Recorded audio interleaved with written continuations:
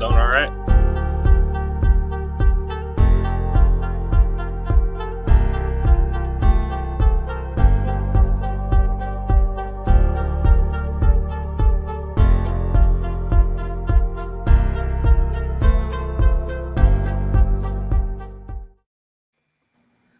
All right, everyone. Welcome to an exciting episode of Exploring Our Secret Past. Unfortunately, Jodi was feeling ill today, so she will not be on the episode with us. However, we are a little bit late because we were lining up another special guest for you all. And before I introduce him, gotta automatically introduce my co-host and media guru, Carla. How you doing? I'm good. How are you? Doing good. All right, so we are joined tonight with Brandon Lee Stevens. Yay! Hello. So, how are you? I'm great. How are you guys doing? We're doing great. Good. We sure appreciate you jumping on at the last minute there for us. Yeah, my dad gave me a call. I was like, "Hey, man, I can't do it. I need." And it was all in the span of like 5 minutes ago. Yeah. I know. I was like, he was like, "Yeah, I'll come on. Sure, I'd love to. I love the topic. When do you need me? 5 minutes. Oh, yeah. He's like, that's not gonna work. I mean, my fiance is sitting right next to me, and she was just like, "Oh my God, you're gonna be on the radio." I'm like, "Yeah, I guess." Tell her hi. He said hi. Hello. Not to disappoint you, but we're not on radio, but we are on Facebook and YouTube. Awesome. So why don't you tell us a little bit about yourself? So I started investigating when I was around 14 years old. I grew up watching around 2006. I started watching the Taps and Ghost Hunters TV show with Jason and Grant. Great guys, and that's my dog. If you heard her in the background. Oh, I thought that was your fiance, like cheered you on. Yeah, right. Woohoo! I started watching Jason and Grant on Taps, and there's this one episode that I was absolutely infatuated with, and they're doing a private residence, and they got this awesome EVP, and it was like, I Miss Adam. And I was like, holy, no, like there was nobody talking during that little segment that they were doing. So it kind of got me a little infatuated with EVPs. So I started talking to my dad, and I was like, do you really believe in this stuff? And he was like, yeah, Brandon, I was chasing Indians up and down the Brazos River when I was a kid, when I was around your age. I was like, really? He was like, yeah. So about a year and a half later, he joined a new group. And when we went with them, that's when I actually had my very first experience, was with this group. And we were in Waxahachie, Texas, and we were down in a mortuary area of the Spalding building. Shout out to Waxahachie, Texas. And the very first experience I ever got, like I heard a few things here and there during the investigation, but what got me hooked on it was the very first experience was literally I'm in the back corner, I'm by myself, I'm watching everybody doing their thing, and the next thing I feel is 1, 2, 3, and then my head get pulled. Nobody's there. Wow. And I'm like, what the heck just happened? Yeah. Ever since then, boom, hooked on the paranormal, ready to go. Let's go do this. So over the years, my dad and I broke off from that group, and we started our group today, Research and Investigation of the Paranormal, founded in 2008. And ever since then, we've just been going on hundreds of investigations, experiencing so many freaking things like you can't even imagine. Like I went through something actually pretty traumatic, which I might get through or explain during this episode. But other than that, it's the reason why I keep doing what I'm doing it today. and just all the experiences that we encounter is just amazing, especially with getting to meet all these great investigators. Uh, Mike and Chris are the Ray Chasers, great guys, Oh yeah. and the team that I'm working with now, man, fantastic. So I've been doing this for close to 15 years, and Wow. yeah, it's been So a journey. I gotta ask, because you mentioned fiance, and you say you investigate with your dad. Does your fiance go with you on investigations? So funny thing about that, I actually met my fiance at a paranormal investigation. Actually, funny thing, I met my current girlfriend on an investigation. There you go. I mean, you're gonna meet someone that's interested in this field. This is the way to do it. Exactly. We met, That's true. and we met at the Broken Bow Asylum in Broken Bow, Oklahoma. I was just there. Oh, were you? Yep. And I am so mad. I had a body cam running, and you know how the body cams conveniently never tell you the chip is full? Mm-hmm. I'm sitting here recording, thinking everything's going great, and I get a voice, just like we're talking, says, "What are you doing?" And I'm like, oh my God, I can't believe I got this out of it. The body cam filled up before I got to that point. That's That's like the second or third time that's happened to you. It is. So I bought the max card I can get for the body cam now. So this will not happen again, God willing. Oh, that's funny.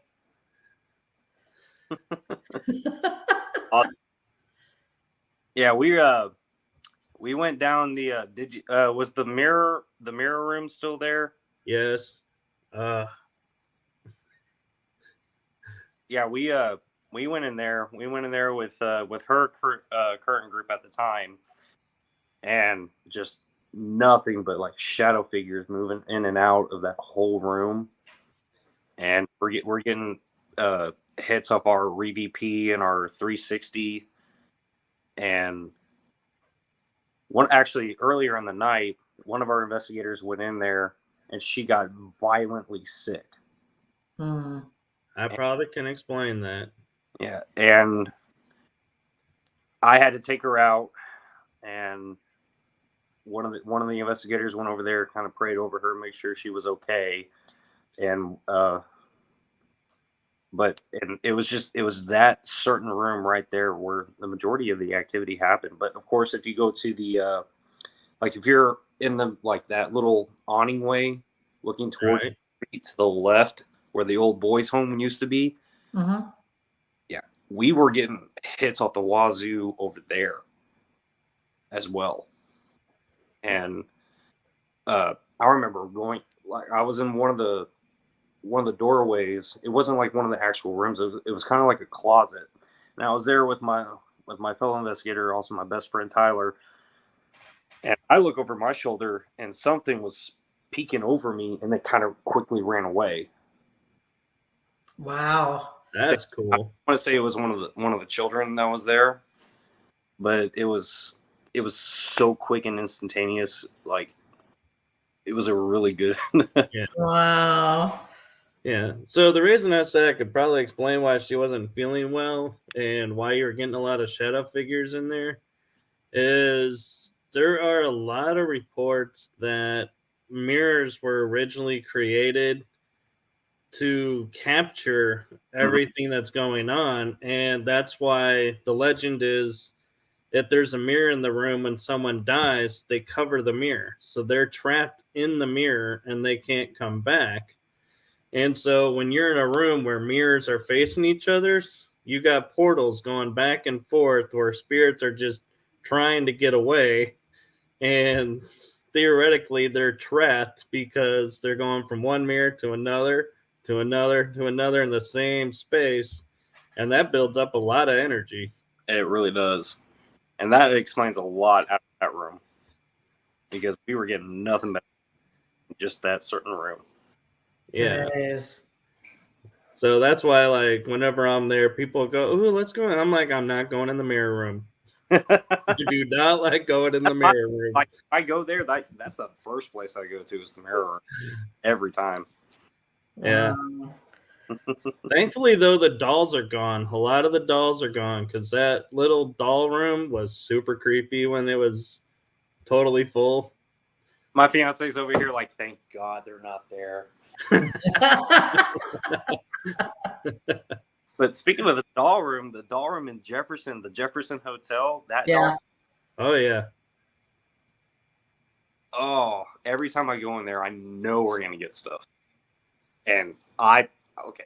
So I always was very terrified of Chucky growing up. But the doll room now, I'm like, come on, move your arm. Move your arm. Move your arm. Yeah.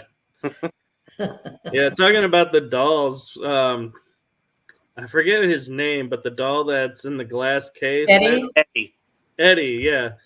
I asked Jeremy, I said, because I was looking up there when we were there at HHL, and I go, where's the girl doll that was moving her head and you could see in the glass? And he laughed and goes, the episode you're referring to was long ago, and that was my house. That wasn't the hotel. And I was like, oh, that's even more fun.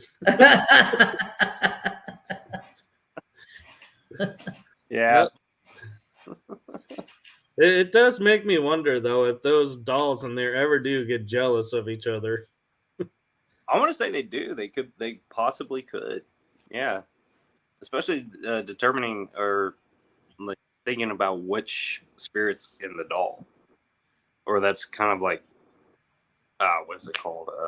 The vessel doll? Yes. Yeah. And I'm not talking about Annabelle but no. It. Well, you kind of got to think too, the way that the hotel is now, there's so much stuff there that there's got to be spirit upon spirit upon spirit. There's probably all kinds of stuff running into each other in there. Oh, I have absolutely no doubt. I mean, just think about the history of the Jefferson Hotel. Yeah. Yeah. And the lady that hung herself on that bed frame. Mm-hmm. I believe it's room 19, but I think it was in 15. I think it came from. Well, they said that they moved the bed's the same bed, but they moved it out of 13 or something like that. It's possible. I think so. Yeah. It was a different room anyway. Mm-hmm. Yeah. It definitely is a creepy room, man. Talking about the HHL and being with Mike and Chris, I was hanging out in their room, and they showed me where you could lift up the floor, and there's the tunnel walkway to the kitchen. I was like, damn, that was like creepy looking, but I was like, man, that's so cool. Did they stay in the room? Oh, what do they call it? The room that goes down where you have to walk down. Yeah, that's the one. That's the one that they went in. Yeah, I think that's the room that Mike stayed in. Yeah. Oh, I thought they stayed in the same room. No, they always have separate rooms, like not too far from each other. And yeah, I think the last time I went into that room, I was with Mike, and I just walked it. Like as soon as I walked in there, I just immediately felt some energy, and I think Mike felt the same way too. Yeah, it was just us, like, you know, hey, how's it going? Yeah, hey, yeah, sure. That's it. Yep, that's what we were doing. Hey, shout out to Mike and Chris, man. Love you guys. Absolutely. That was a true treat getting to meet them and hang out. Oh yeah, they're great guys. And my fiance finally met them at our 22 a day veteran first responder suicide awareness charity event that we had in October. You want to tell us something about that? Yeah, so we host a annual event for 22 a day It's for veteran and first responder suicide awareness. As a veteran myself, and my dad is a veteran, it's a really good cause that's near and dear to both of our hearts. 22 a day, veterans take their lives because they're not getting the help that they need, and even when they go get the help, sometimes it's not enough. Right. We need to be there for them and show them that, hey, we are here for you. We can get you the help that you need, but you got to stay strong. And sometimes it's too much. And Yeah. I've lost a couple of friends to suicide, and let me tell you, it's not a good feeling on our end. Right. No. And we need to be there and support them any way that we can. So we raise money for Battle Forge. John Hosea, great pastor. He's one of the guys that runs it, and we raised, I believe it was over $2,500 for this foundation. This previous event. My God, I hope all that money goes to those guys. Yeah. My brothers and sisters, my dad's brothers and sisters.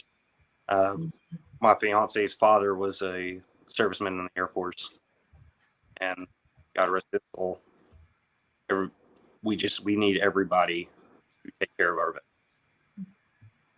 Absolutely. My father was in the Navy, so on behalf of our show and the networks we're on, I want to thank you for your service. Yeah, exactly. Thank you. It was our honor. Do you run your charity events under the RIP banner? Yes, we do. Okay. We were so gracious enough to have Mike and Chris be a part of it with the Wraith Chasers. Sure. What's that? I said yes. Oh, sorry. You're fine. Yeah, we were so gracious for them to be a part of it, and yeah, it was. We do it under our banner, but it doesn't. Honestly, to me, it doesn't matter what kind of banner it is. It's something that's definitely near and dear to our hearts. We would do it no matter whose banner it was under, what event we were doing. I mean, we can run a 5K, and I suck at running. I can sprint, but I can sprint for about 1,000, and then I'm done. Other than that, we would do this no matter what, no matter what banner. I was just asking if any of the viewers or listeners wanted to look up that event, to look it up under RIP or a different. Yeah. So we do it at least once a year. If anybody's curious about when we'll do the next one, I believe it'll be in October of this coming year. And if we can do it sooner, great. But yeah, if y'all just reach out to us at Research Investigation Paranormal, we will gladly give you the information we can. Awesome. Excellent. Yep. And I think doesn't RIP also do, because I've been to it a couple times, the charity event for, I think it's for the pets, for the dogs. Farms. Yes. So we've done one with them, and once again, not trying to beat the horse, but yeah, Mike and Chris actually was with us on the first time that we had it. And I believe we did it prior to them, but I was away in Ohio when that happened. But yeah, the second time we did it was with Mike and Chris, and yeah, we actually did really good.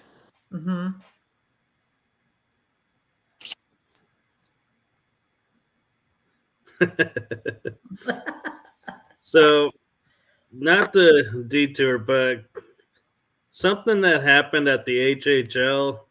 Were you in the boutique building? We were, yeah. The the one with the second floor Right. that had the holes and all over the freaking place. Yeah. Yeah, that was us. So when I was up there before I went downstairs and had an experience with your dad, I'll tell everybody about in a few minutes. You guys did something that I think is historically unprecedented, and I was wanting to know, have you followed up with it to verify it, where the guy claimed to commit the murders? Yes. And so there was a claim that he pushed him down the stairs, strangled one of them, and I can't really remember what the other one was. But we had a lot of good questions and we had a lot of good responses from that. Did you kill these women? Yes. Did you push them down the stairs? Yes.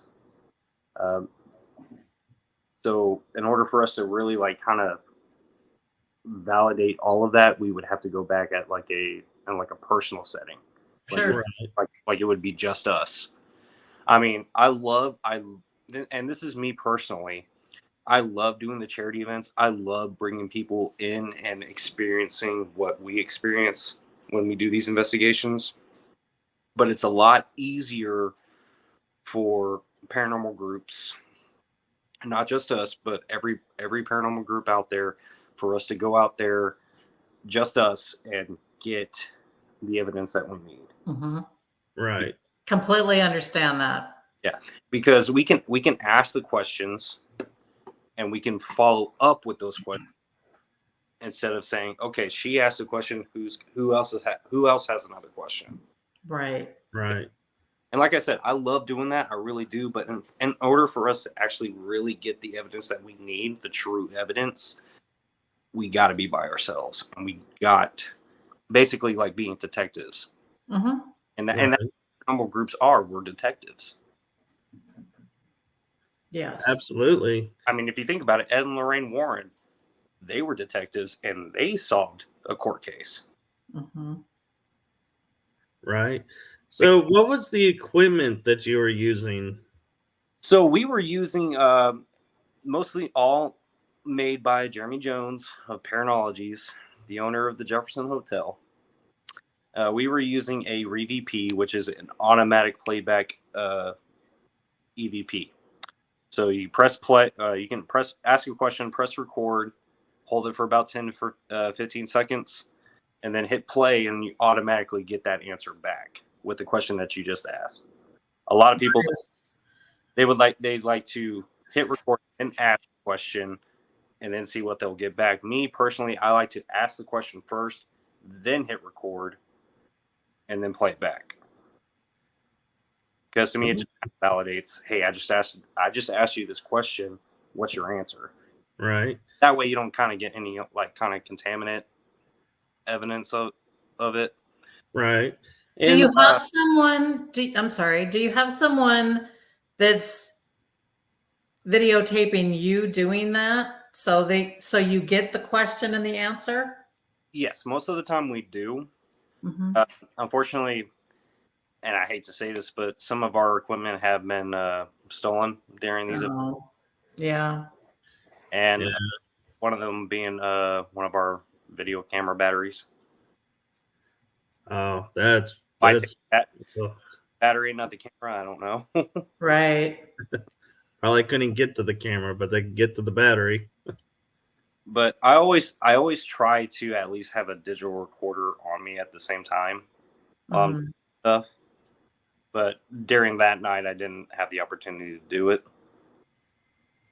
Yeah. But we do like to record ourselves while we're doing it all. Mm-hmm. But unfortunately, that night we weren't able to do that. Right. And I was going to ask you, because you were talking about trying to limit the contamination. I know there were a lot of people up there that were whispering and talking and moving around. So was the evidence that you got, was it clear enough to use, or was there stuff where you were like, oh, this was the moment, but now we have this voice as well and can't use it? So what we do is we try to play back in our minds what was going on during that time that I hit record. So as soon as I hit record, I scan the whole room, and I will literally point at certain areas where I think is like somebody's whispering or somebody made a noise. I don't want to say anything because that would contaminate it as well. Right.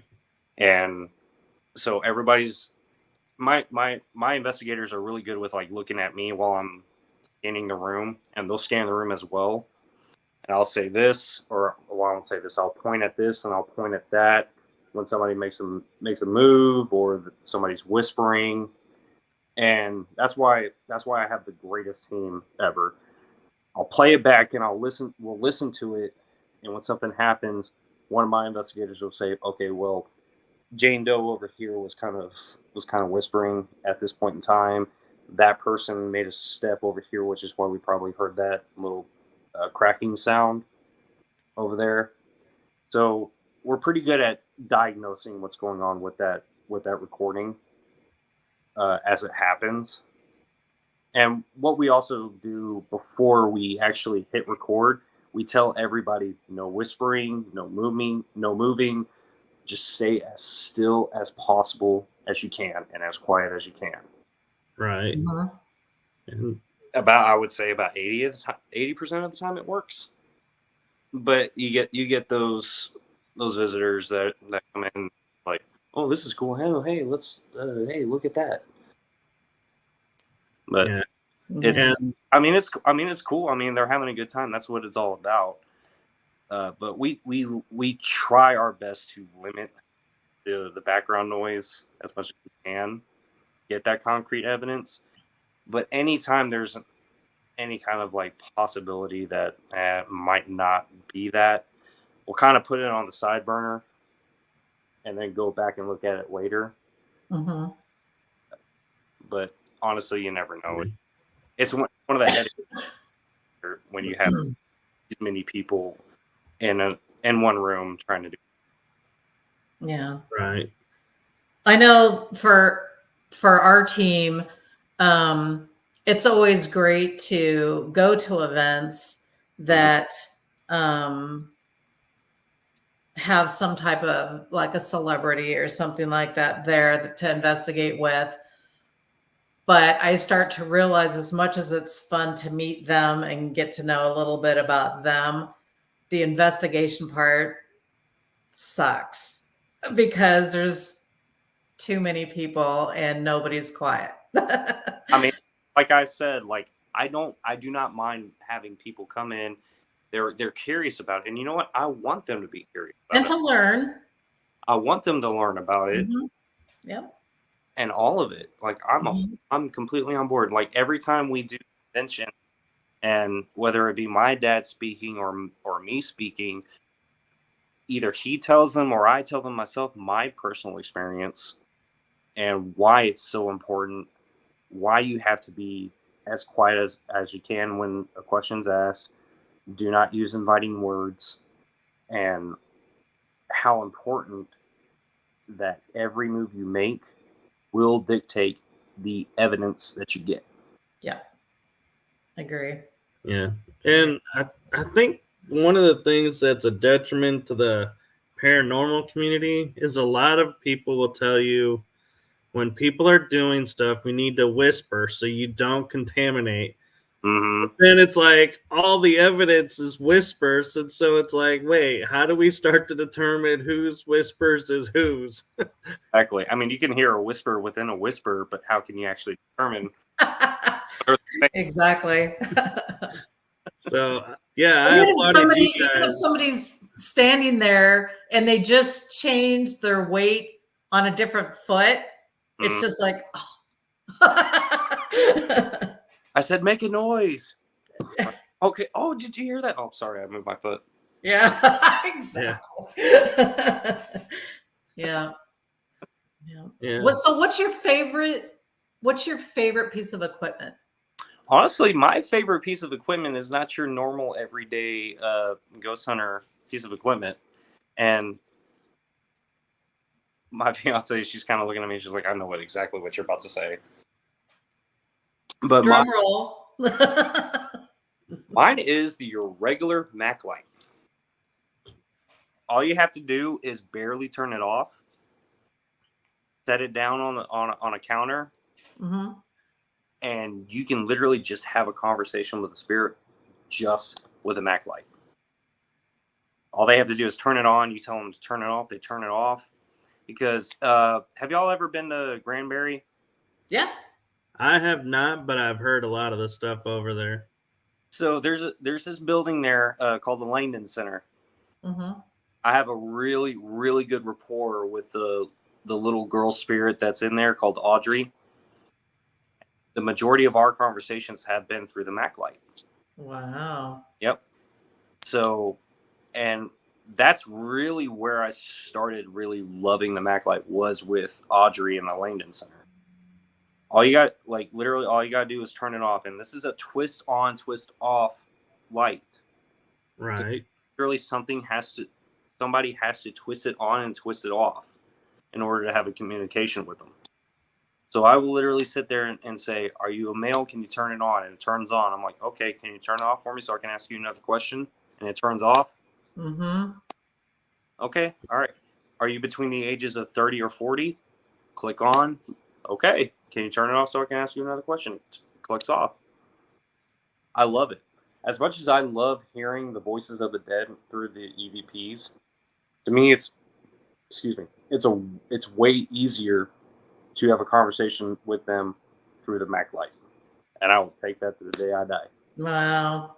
So I did a session in the Hood County Jail, and we had evidence of the mag lights. Like there was 3 of them going off individually or responding to music and to questions, like you're saying.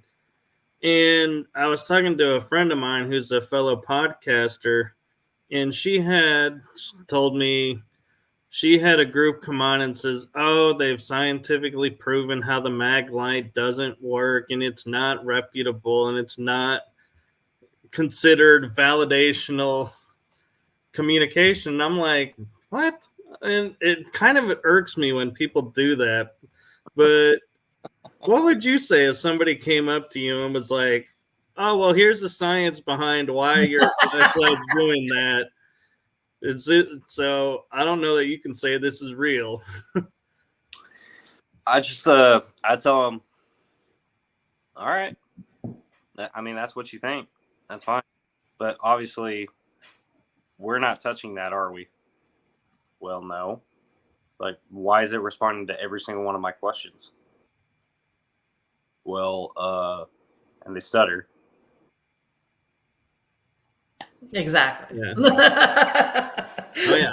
I was the same way. I was sitting in there in awe. I'm watching it, and like one would light up, then like the third one would light up, and then like if it was a question they really liked, all 3 would get really bright, and it's like it would. She was telling me that. I was like, I was there. I don't see what anything in the air or anything could cause that to happen. Right. So this is one thing. It might surprise y'all. I love skeptics. I love them because I love the fact that when we actually have something that they cannot explain at all, their face just go. Yeah. Yeah. It is good. Every single time. But you get those honest to God, real skeptics. They're not going to budge at all. And I'm just like, man, I will tell you what I tell everybody else. You're really not going to believe it until you experience it. Yeah. Everybody needs their aha moment. But I mean, I love skeptics. I want them to come to the investigations, because that way when they deal with what we do, when we go out and paranormal investigate and we get that sixth sense, we know somebody's right behind us. We know like somebody just moved behind me and nobody's behind me. And you turn around and then you see that shadow just burst out of the room. I want them to experience that. Yeah. explain that to me. Yeah. And one of my former teammates, she broke off and did her created her own team, which I'm proud of her for. Her husband is an absolute skeptic, and even he a couple of times was like, "What the f was that?" Yeah. I love those. Yeah. So I will admit, and I mentioned the experience I was going to share with your dad was I went downstairs because I was starting to feel like the energy was off a little bit. Get upstairs, I think there was too many people like going ooh ah, and so I was like, it kind of was like, okay, this is. So I went downstairs and I think I was with Kellen still at the time, or I was with, I forget who I was with. But your dad, when we went down the stairs, was like, hey, go in this room and see what you feel. And I'm like, okay. Was that the room with the refrigerators? Yes, it was. And so to preface this, I always hear people saying I've been pushed, I've been grabbed, and I'm like, I've had a shirt plucked. That's the closest I've been to grabbed or pushed. I go in that room and I'm standing there, and all of a sudden I look and I'm starting to stand at like 10 degrees, 20 degrees, 30 degrees. And I'm like, I can feel this pressure on my back. And I'm finally like, I think I looked over at your dad and I was like, something's trying to push me over, but I'm pretty, I'm not easily pushed over, but they're really trying. And he goes, exactly. And then it was like the energy kind of dissipated. I was like, yeah, I think I wore them out trying to push me over. They had to recharge a little. So my question to you was, because if you remember correctly, once you walk into that room and to the right, there was that one refrigerator that was kind of like canted to the left a little bit, right? Right. So was your back kind of behind, like back? Was your back like towards it, or were you on the other side? Where were you? So like I literally walked in the room and just turned right and stopped. Yep. Okay. All right. So that was the exact area. Like, not only did Hillary see it, but my daughter Roxy also saw it. And there was a little shadow, like it was like kneeling, and it would peek over and kind of stare at us, and then go back, and then poke its head right back out. So I walked in there, and I went to that area. Of course, there was nothing there. But as soon as I turned around, I started walking back out. I felt like somebody kind of like brushed their like shoulder behind me, like they were like trying to get past me. Yeah. Wow. But I totally left that event. I was like, I'm done for the night. I don't think I could go to another location and be like, top this experience. So I'm like, I finally got pushed. Oh man. Man, I've been just like my dad, I've been pushed, burnt, scratched, punched, you name it. Wow. Yeah, see, I draw the line when it comes to bodily harm. Yeah, I know. It's totally a different story when that stuff happens. Yeah. I was oppressed to the point of possession when I was 16. That's not good. I know. So you know, obviously everybody knows Ghost Adventures. Right. When I was 14, I thought I was Zach Bagans. You can conquer the world. 14 years old. Stop messing with these little kids. How about you come and mess with me? Bad. Yeah. But of course, I was 14, brand new to investigating. What the hell did I know? Right. Yeah. Give me a Ouija board. Actually, you'd be more the Aaron than the Zach. So over the course of the next few couple years, actually, it took me up on the offer, but it came to the house, and it started messing with my nephew, and it started a lot of the things around the house. It got so bad that one day my nephew comes screaming out of the rooms saying it's hee hee ha ha, it's hee hee ha ha. That's what he called the ghost that was in the room. My mom Ooh. time, but her and I went in there with the Bible and blessed the room. But it left the room, but it didn't leave the house. It went right into my room, being at this time a 16-year-old teenager in high school, and it lay dormant in my room for a few months. And there's a few months of my life I do not remember. Jeez. I do not remember throwing my dad through a wall. Whoa. I do not remember yelling at my mom, calling her very, very bad choice words that you should never say to a woman.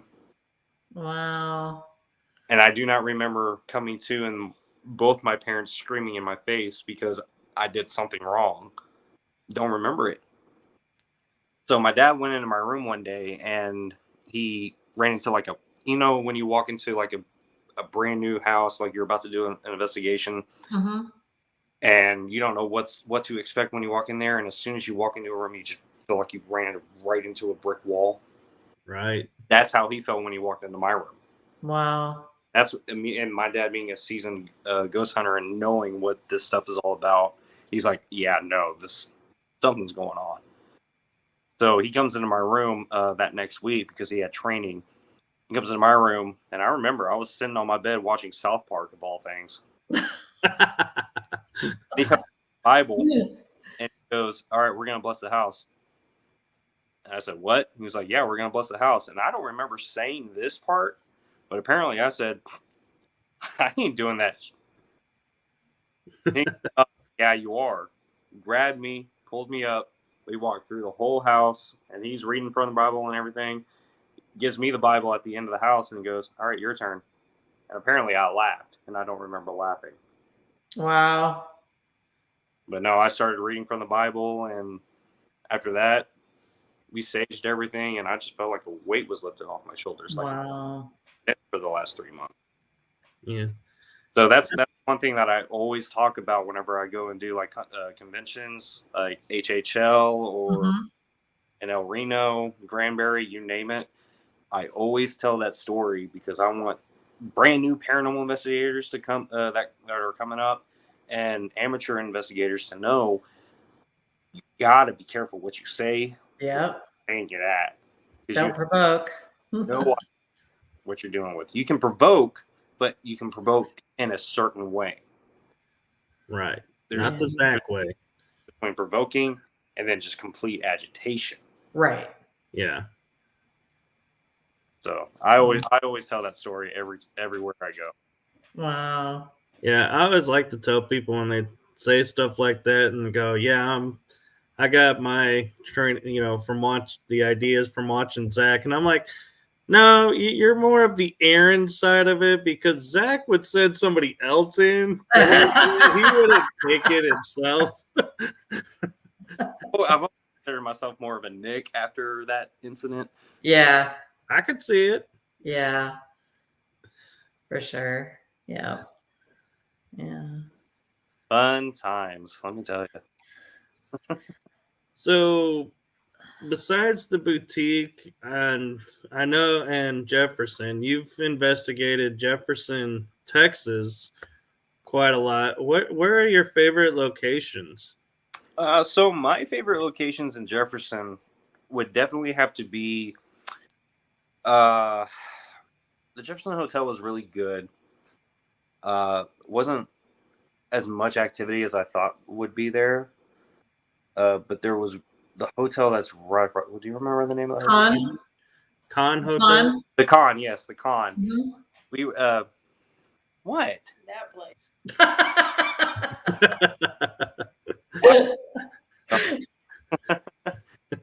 She's about ready to knock you out of the chair so she can join the show. They can come on. Yeah, come over here. I'm not camera ready. Oh, but yeah, the Con. So the Con, we had just got there. We just escaped all the tornadoes that happened that night.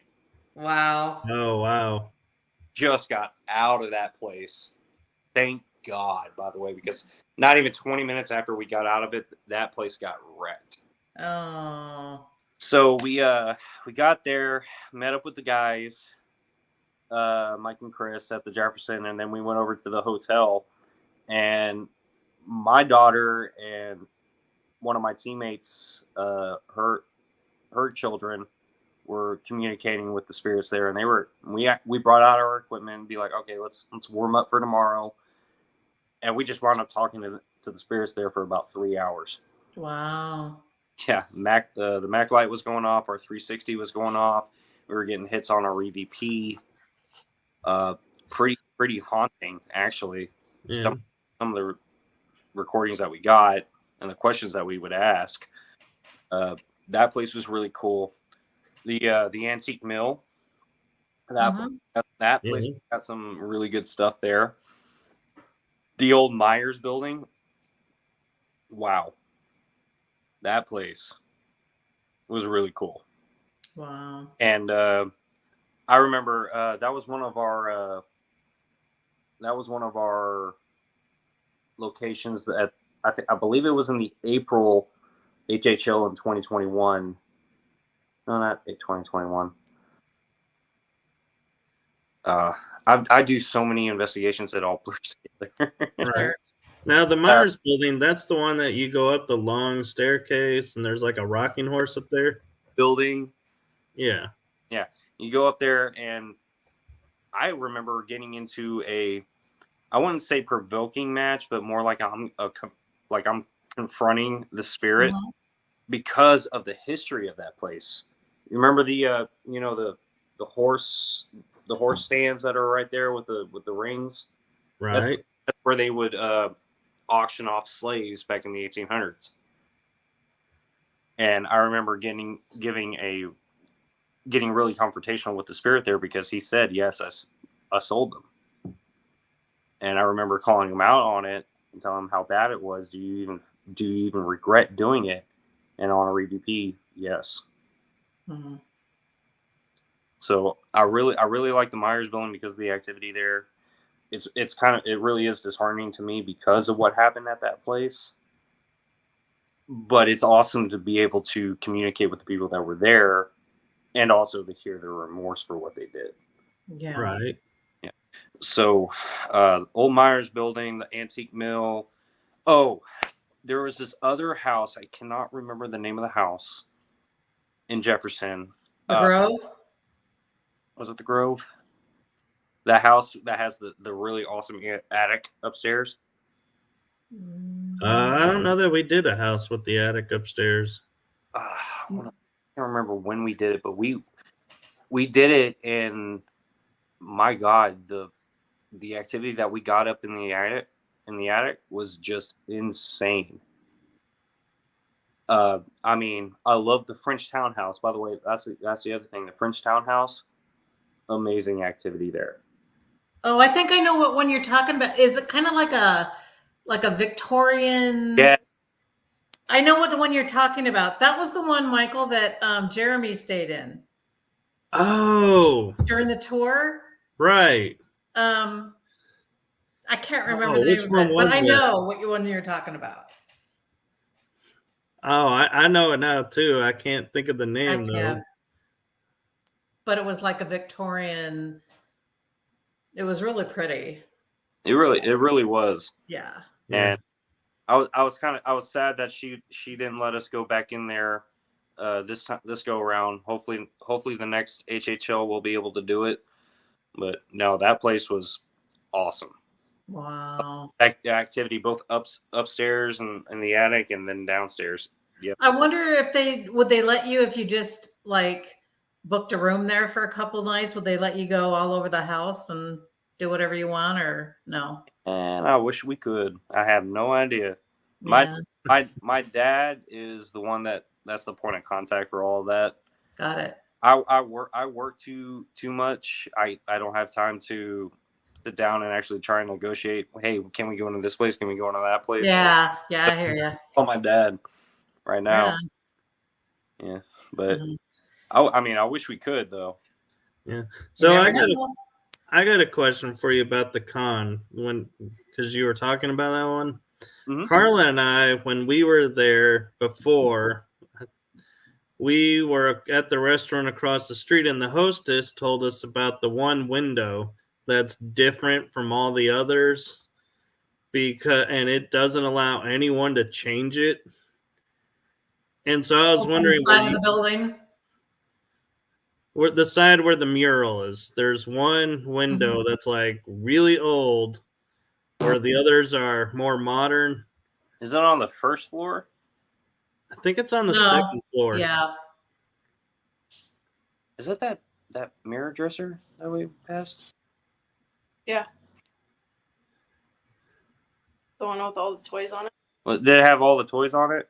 Well, we never went in, but she was telling is us that everybody that's either tried to replace that window died, got very sick, or couldn't touch that window. All the rest they could do, but that one window. So Hillary, my fiance, really got sick after we got back from Jefferson. Did you touch the window? I did. Because somebody had said something right there. So I went to grab it. Da, da, da. Bravo. Bravo. Now that I was explains sick it. for days. She really was sick for a few days. Wow. I was going to say, it was when you said they were over there and you guys were investigating and talking, was it in that room or around that room? Yes. So we were in room 3. The room right across from it. Yeah. Interesting. Which was super active. It really was. Remember, you got some. So Yeah. So, interesting thing was, after hanging out with Mike and them up at the Jefferson, I went over to the Excelsior where I was staying. oh yeah, And we were in the room across from Steven Spielberg's room, and we couldn't get the TV to start working that night, and so we just turned it off. We're like, whatever, and just we're like going to sleep. And all of a sudden, my girlfriend wakes me up, and she's like, something is bugging my feet. They will not leave my feet alone. And I'm like, they're just saying hi. yeah, I'm like, I don't know what you want me to do. Jeez. Like, That's a comfort. I'm like, is it bothering you? Well, it's keeping me awake. And I'm like, did you ask him to stop? So we were in the Myrtles Plantation back in I want to say March of 2019, and when we were in the Myrtles Plantation, we were out in the cabins area. I stayed in one of the cabins, and the girls that were a part of our team, they thought it would be funny. Hey, go mess with Brandon. He's in the next cabin. Oh. All freaking night, my feet were messed with. So, funny story about that is, in March, Carla and I are going to the Myrtles. Oh, nice. It'll be fun. So jealous. So jealous. I cannot go back to the Myrtles Plantation. So it'll be my first time, and I think Carla's first time too. Second. Oh, see, it'll be my first. So, any spots I should be particularly watching out for? So the hanging tree. Definitely the hanging tree. William Winter. His cabin. I can't remember his cabin. Probably not. It's been so long since I've been there. Definitely in the house on the 17th step. You go inside the house and you walk up the stairs and you get on the 17th step. Definitely activity right there. I wonder what significance of that step. So I can't remember his name. For the life of me, I cannot remember his name. But this man he went outside, got into a confrontation with a gentleman, and he got shot. and he got back into the house and he climbed all the way up the stairs up to the 17th step where he died. Oh, okay. Not remember his name for some reason, but that's where he died. And what's actually pretty cool, when we were at Myrtle's Plantation, my team was at Myrtle's Plantation. I believe I was in Afghanistan when this happened. It was on the anniversary of the shooting, and they didn't know that at the time, but they were doing an investigation. The next thing you hear is pow, and it was so loud that my dad literally had to get everybody inside the house because it sounded like it was right there, like somebody was shooting up the place. Turns out, and they even looked back at the police reports, there was no call for a gunshot at that time. Happened to be the anniversary of the day that that man got shot. It climbed up the 17th step. Wow. Wow. Yep.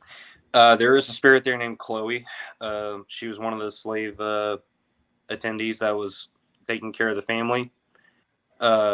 She likes to appear herself. She likes to appear to people. She's one of the slave girls that she was one of the caretakers of the children, and whenever she would take care of the children, they would be fine. But one day, something was going on.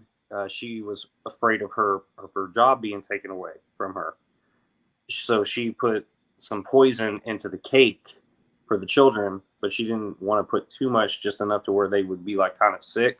But she wound up poisoning all the kids and the mother, and they died. Oh, wow. So she's haunting the place for sure. And there's pictures all over the place of someone who actually took a picture of the house, and you can see her in the corner between the store that'll be right there when you walk in, and then the actual house. She's poking her head right out, and you can see her. Okay. And then I believe the children are haunting the place as well. Is that what the fingerprints on the mirror are? I believe so, but with the mirrors, it could be anything. Yeah, it could always be anything. It's seeing people, and, oh, hey, look at this, and they touch it and they don't realize they're touching it. Right. So,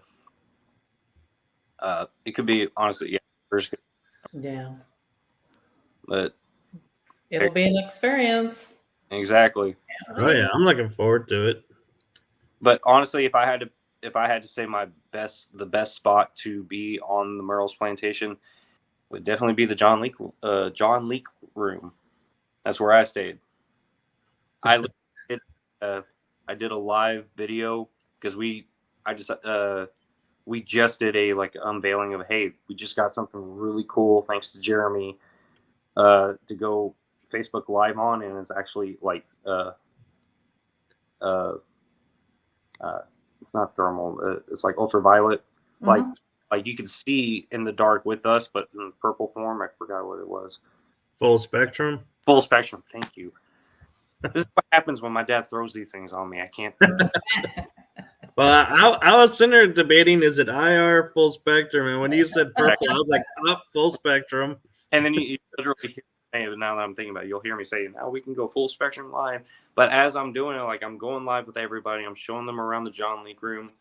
Then I turn around and I said, you can literally hear everything that's going click.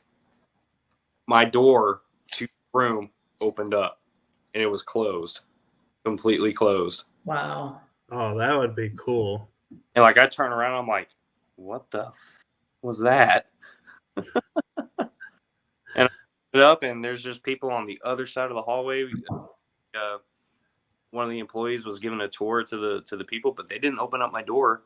You literally got to twist it and open and open. Yeah, that's one of those that's like, oh man, to have that happen would be like paranormal gold for an investigator. Yeah. Literally, just staying in one of those rooms, you're gonna get something. And I experienced things all night that night. It was just people walking around the room, voices, and then finally I went to sleep, and then I woke up and got up, and then my bathroom door opens up, and I'm like, hey, thanks, I needed to go to the bathroom anyway. Yeah. Pardon me. So one thing, talking about bathrooms, that was interesting with when Carla and I were in Jefferson, we were in the adjoining rooms of the hotel. And I won't share a lot of this because some of it is Carla's story to tell, but she had an experience of something in her room and was telling me about it. And the next morning, when I went to take my shower and get ready, I looked down, there's a strand of black long hair in my sink. And I'm like, I don't have long black hair. But the And little I'm girl like, in my room did. yeah, and I was like, I don't think this was here before, so I photographed it. And I was like, I'm not saying this is paranormal validation of anything, but I'm confident this wouldn't have been here before because, you know, Jeremy and his wife clean really well the hotel for guests, so I'm sure they wouldn't have missed that strand of hair in the sink. But it was like, it just was the fact that it was long and black. And Carla the night before told me of her experience with the long black hair child in her room. Yeah, I had I tried staying awake as long as I could because I still keep like one of the lights on because I'm just that way. Be in a totally dark room. And I had started like doing touch and goes and stuff and just dozing off and I was just spent because we had investigated for a long time and I woke up or I looked over at the other bed and there was a little girl sitting on the bed with her legs hanging over the edge and she was in like a white nightgown, like a period nightgown, long black hair, and she had her head down like this, so I really couldn't see her face, and she was just sitting like that on the edge of the bed. And I remember I was kind of startled, but I was also so tired, and I just remember saying, "I'm really, really tired. I need to go to sleep," and then it just wasn't there. It's like go to Mike's room. Yeah, apparently she sent her over to my room and I was out, so she's like, I'll just leave a memento I was here in his bathroom and see if he notices. And It was crazy. yeah, Crazy. And the strange thing is I think though there wasn't there like a door sound or something, and we were like talking to each other like, did you hear this door? And so we were like, yeah. So we may have heard her leaving or arriving, but I was like, man, and I will admit, because somebody had told me that the room I was in, the bathroom door tends to open or close. So I was like, I made sure it was closed when I went to sleep. And when I woke up, it was closed, but the black hair was there. And so I was like, I don't know if she walked in while I was asleep and politely closed the door. He was also in the room where the bathroom, when the bathroom mirror fogs up, there's writing. oh, It was the 17 and 18 that adjoin. gotcha. Yeah. Yeah. My favorite spot in the Jefferson Hotel is the disappointments room. The disappointments room? Can't Up remember. in the attic. Yes. So And I have not been up there. one time. I'm hoping to get up there because I was in the attic with the guys, but we didn't go into the actual room. We just were sitting on the roof, and that was quite an experience in itself.